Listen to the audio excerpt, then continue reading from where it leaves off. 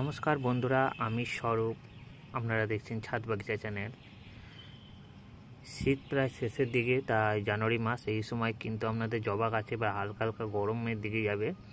তাই এই সময় আপনারা যদি জবা গাছে কিছু খাবার অবশ্যই দিতে হবে। জানুয়ারি মাসের শেষ দিক, এখন প্রায় আজকে জানুয়ারি মাস আপনার হয়ে গেল 14 তারিখ। তা আপনারা এই সময় যদি কিছু খাবার দিয়ে যান, তাহলে কিন্তু আপনাদের গাছেও কিন্তু খুব ভালো ফুল আসবে এবং প্রচুর কুড়িও আসবে। বিশেষ করে পুনে ভ্যারাইটিস, যেগুলো ভ্যারাইটিগুলো আছে পুনে, ব্যাঙ্গালোর এবং আমেরিকা, সেই সব জবা গাছে কিন্তু প্রচুর কুড়ি আসবে এবং প্রচুর ফুল আসবে। দেখতে পাচ্ছেন প্রত্যেকটা ডালে কিন্তু কুড়িতে ভরে গেছে, এবং তার কটা টিপস আপনাদেরকে অবশ্যই ফলো করতে হবে। দেখতেই পাচ্ছেন, এই থেকে দেখুন প্রচুর পরিমাণে কুড়ি আসছে এবং প্রত্যেকটা কুড়ি কিন্তু ফুল ফুটছে, বড় বড় সাইজে ফুল হচ্ছে এই সময়।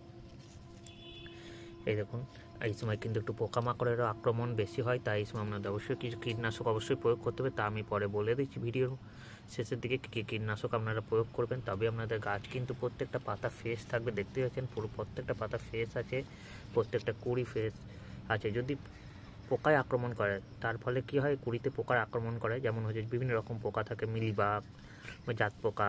তা এই পোকাগুলো কী করে, কুড়ির রস খেয়ে নেয়, তার ফলে বোটা দুর্বল হয়ে যায়, হলুদ হয়ে কুড়ি ঝরে পড়ে, তার ফলে ফুল আসে না।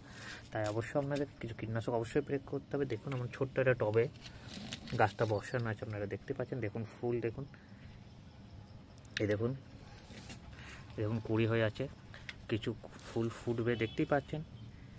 প্রত্যেকটা ডালে কিন্তু কুড়িতে ভরে গেছে, দেখেই বুঝতে পারছেন প্রত্যেকটা ডালে কুড়ি ভরে গেছে। আর এখন দেখুন এরকম যদি কিছু পাতা হলুদ থাকবে, সেগুলো কোনো অসুবিধা নেই, কেন যেহেতু শীতকাল, তাই কিছু পাতা হলুদ হয়ে যাবে, গাছের স্বাভাবিক নিয়ম। কিছু পাতা হলুদ হয়ে যায় পুরনো পাতা হলে, তাই এরকম পাতা ফেলে দেবেন, একটু পরিষ্কার রাখবেন। যদি কোনো পোকা পাতা থাকে সেটাকে ছিঁড়ে ফেলে দেবেন, হলুদ পাতা থাকলে ছিঁড়ে ফেলে। গাছকে ফ্রেশ রাখবেন, গাছকে একটু খেয়াল করবেন। আর মাঝে মধ্যে মাটিটাকে একটু খুঁড়ে দেবেন, কিছু একটা যন্ত্রের সাহায্যে হোক বা কর্পির সাহায্যে হোক, মাটিটাকে খুলে খুলে একটু নরম হালকা করে দেবেন। এর ফলে কী হয়, গাছের মধ্যে, মাটির মধ্যে যে ভালো অক্সিজেন সরবরাহ হয়, গাছ খাবার দিলে সেই খাবারটা খুব সহজে গ্রহণ করতে পারে, তার ফলে গাছ খুব ভালো থাকে। তাই আপনারা অবশ্যই এই দুটো কাজ করুন। এবং গাছকে যদি ছাওয়াই থাকে, অবশ্যই একটু ফুল সানলাইটে রাখবেন, যাতে 5 থেকে 6 ঘন্টা জবা গাছের জন্য কিন্তু ডাইরেক্ট সানলাইট প্রয়োজন হচ্ছে। তাই অবশ্যই আপনারা 5 থেকে যাতে 6 ঘন্টা জবা গাছ সূর্যালোক পায়, সেদিকে একটু খেয়াল রাখতে হবে। চলুন প্রথমে দেখিনি কী কী সার আমি প্রয়োগ করছি এই গাছের জন্য। এই সময় আপনারা এই 3টে সার দিয়ে দেন, সম্পূর্ণ বেশি খরচে না, বিনামূল্যে নামমাত্র খরচেই কিন্তু জবা গাছে ঘরোয়া খাবারেই কিন্তু প্রচুর পরিমাণে ফুল আসবে। দেখতেই পাচ্ছেন আমার জবা গাছটা ছোট্ট টবে লাগানো আছে। এইদিকে দেখুন, এই টবটা প্রচুর কুড়ি আসছে, এই দিকেও দেখুন একটা লাল জবা ফুটে আছে।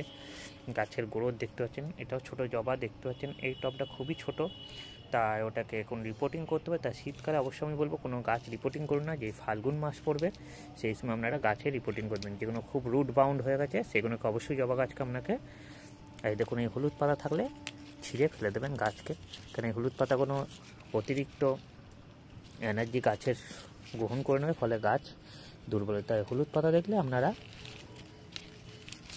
এমনি ছিঁড়ে গাছকে পরিষ্কার রাখবেন, দেখুন তবে আপনাদের গাছে কিন্তু ফুল আসবে। আরেকটা টিপস আপনাদেরকে অবশ্যই ফলো করতে হবে, সপ্তাহে কম করে একদিন আপনাদেরকে কিন্তু গাছকে একটু স্নান করিয়ে দিতে হবে জল দিয়ে, কারণ এই সময় ছাই ফাই থাকে, তাই আপনার গাছকে পরিষ্কার রাখতে হবে মাঝে মধ্যে আপনাদের। তার ফলে কি কুড়ি পরিষ্কার থাকলে কুড়িটা খুলতে সুবিধা হয় গাছের, এবং গাছ খুব ভালো থাকে। তাই অবশ্যই মাঝে মধ্যে অল্প স্প্রেয়ার দিয়ে হোক বা এমনি মগের সাহায্যে হোক, আপনারা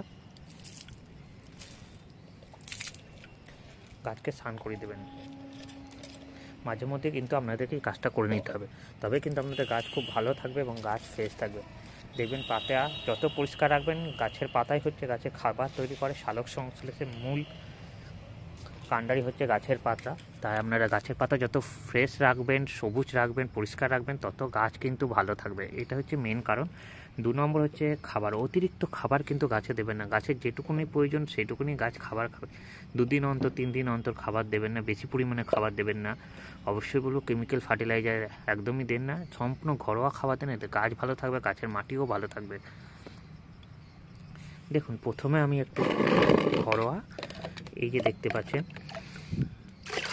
এটা হচ্ছে চা পাতা। যে চা পাতাগুলো আমরা ফেলে দিই সেই চা পাতা ভিজিয়ে রেখে আপনি এই সারটা তৈরি করতে পারেন সম্পূর্ণ, বা আপনি চা পাতা 2-3 দিন ভিজিয়ে রেখে সেই পরিমাণ লিকুইড একটু 1 ml মতো নিয়ে নেবেন।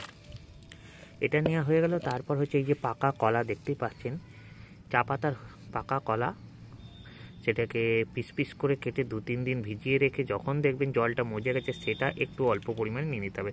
এই চা পাতার মেন গুণ হচ্ছে গাছের মাটিকে তো ভালোই রাখে, ব্যাকটেরিয়া মুক্ত রাখে, মাটিকে ভালো রাখে, জীবাণুমুক্ত রাখে এবং পোকামাকড় হতে দেয় না। কারণ চা পাতার মধ্যে একটা ট্যানিন অ্যাসিড থাকে যেটা খুব কার্যকরী এবং গাছকে, মাটিকে অ্যাসিডিক করতে খুব ভালো কাজ করে। তবে বলবো অতিরিক্ত পরিমাণে বেশি দেবেন না চা পাতা, কারণ তার ফলে গাছের পাতা পুড়ে যেতে পারে ট্যানিন অ্যাসিড থাকার কারণে। তাই চা পাতা একটু অল্প পরিমাণ দিয়ে জলটাকে ভিজিয়ে রেখে ইউজ করবেন। আর যদি আপনি চা পাতাও দিতে পারেন তবে অবশ্যই বলবো ইউজ করার চা পাতা যেগুলোকে ভালো করে ধুয়ে রোদে শুকিয়ে নিয়ে সেটা ব্যবহার করুন। এটা দেখতে পাচ্ছেন কলাটাকে, দেখতেই পাচ্ছেন আমার পুরনো কলা ছিল যেটা নষ্ট হয়ে গেছিলো, সেটাকে আমি জলে ভিজিয়ে রেখে বা কলার খোসা ভিজিয়ে রেখে শুকনো করে আপনারা এই জলটা অল্প পরিমাণে এর মধ্যে নিয়ে নিলেন। এরপর কী হয়, কলার খোসার মধ্যে বা কলার মধ্যে প্রচুর পরিমাণে পটাশিয়াম আছে, যা গাছের কুড়ি আনতে, প্রচুর পরিমাণে গাছে ভর্তি কুড়ি আনতে এবং ফুল আনতে কিন্তু খুব ভালো একটা কার্যকারী ভূমিকা নেয়। তো অবশ্যই এনপিকে যে বাজারে রাসায়নিক সারগুলো আমরা যেগুলো ব্যবহার করি 19-19-19 এইগুলো না ব্যবহার করে আপনারা সম্পূর্ণ ঘরোয়া পদ্ধতিতে এনপিকে সার কিন্তু তৈরি করে নিতে পারেন। দেখুন চা পাতা প্রচুর পরিমাণে নাইট্রোজেন্সের সোর্স হিসেবে কাজ করে, কলার খোসা পটাশিয়ামের সোর্স হিসেবে কাজ করে এবং সামান্য পরিমাণে সালফারও আছে, নাইট্রোজেন অল্প পরিমাণে, সব কিছুই আছে। এবং তার মধ্যে আরেকটা দিতে হবে যেটা শীতকালে খুব ভালো একটা সার, সেটাকে আমরা সুপার ফুড সবাই জানে। হ্যাঁ, এর মধ্যে সর্ষের খোল ভেজানো জলটাকে দিতে হবে, যার ফলে গাছ প্রচুর পরিমাণে গ্রোথ নেবে, গাছের পাতা সবুজ হবে এবং গাছকে খুব ভালো রাখবে। এই দেখুন এই সর্ষের খোলটাকে আপনারা 3-4 দিন জলে ভিজিয়ে রাখবেন এবং তারপর সেটাকে ভালো করে পচে যাবে এবং এই জলটা আপনারা অল্প পরিমাণ, সামান্য পরিমাণ দেবেন। কেন শীতকাল অবশ্যই সর্ষের খোল, শীতকাল সর্ষের খোল এমনি হিট গরম করে, তাই শীতের পক্ষে খুব ভালো একটা সার সর্ষের খোল। অল্প পরিমাণে নিয়ে নিলাম, এই অল্প পরিমাণ নিয়ে এই জলটার সাথে মিশিয়ে দিলাম। দেখুন এই 3টে সার আমার মিশে গেল ভালোভাবে মিশিয়ে। 3টের মধ্যে কিন্তু আমি 3টে সোর্স পেয়ে গেলাম, নাইট্রোজেন, পটাশ, ফসফরাস প্রভৃতি সোর্স কিন্তু এর মধ্যে বর্তমান আছে। এর ফলে গাছে ওভারঅল যে গ্রোথ, যেটা গাছের বৃদ্ধি এবং ফুল আনতে, কড়ি আনতে সাহায্য করে, সেই লিকুইডটা তৈরি হয়ে গেল। এইভাবে এটা গাছে দিয়ে দেন। এটা কিন্তু এরকম ডাইরেক্টলি দেওয়া যাবে না, এর সঙ্গে অল্প পরিমাণ আপনাদের প্লেন জল মিশিয়ে নিতে। দেখুন বন্ধুরা এই সারটা তৈরি হয়েছে, এর সাথে আমি অল্প পরিমাণে প্লেন জল মিশিয়ে নিলাম। এবার এটাকে ভালো করে আপনারা মিশিয়ে নেন।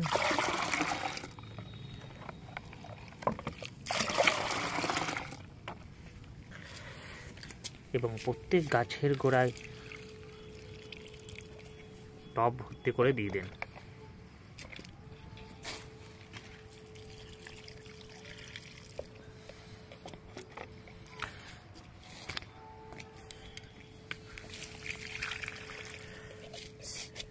এটা দিয়ে দেন, দেখবেন আপনাদের গাছে প্রচুর পরিমাণে কুড়ি আসবে, গাছের পাতা সবুজ হয়ে যাবে এবং গাছ খুব ভালো থাকবে। এই কটা টিপস এবং ফলো করুন। এবং তাছাড়াও এই গাছে যদি কোনো পোকা বা মিলিবাগ লেগে থাকে তা আপনারা 2টো কীটনাশক, সম্পূর্ণ অর্গ্যানিক কীটনাশক ব্যবহার করতে পারেন। একটা হচ্ছে কাকা পেস্টিসাইড, 1 লিটার জলে 1 ml মিশিয়ে সেটাকে হালকা করে সন্ধ্যের দিকে বা ভোরের দিকে স্প্রে করে দেন। এছাড়াও আপনারা সুপার সোনাটাও স্প্রে করতে পারেন, অল্টারনেট করতে পারেন। এটা 10 দিন, ওটা 10 দিন অন্তর ব্যবধানে আপনারা স্প্রে করুন। দেখুন আপনাদের গাছ খুব ভালো থাকবে, প্রচুর পরিমাণে ফুল আসবে আপনাদের এবং এই শীতেও কিন্তু আপনারা প্রচুর ফুল পাবেন। দেখতেই পাচ্ছেন এখন শীতকাল, ওইদিকে দেখেই বুঝতে পারছেন গাঁদা ফুল ফুটে আছে অলরেডি, গোলাপ ফুল। তা আপনারা এইভাবে পরিচর্যা করুন, আপনাদের গাছে প্রচুর ফুল আসবে। ভিডিওটি ভালো লাগলে অবশ্যই বন্ধুরা চ্যানেলটিকে সাবস্ক্রাইব করে পাশে থাকবেন এবং ভালো থাকবেন, সুস্থ থাকবেন। দেখা হবে অন্য কোনো ভিডিওতে। ভিডিওটি এখানে শেষ করছি, ধন্যবাদ।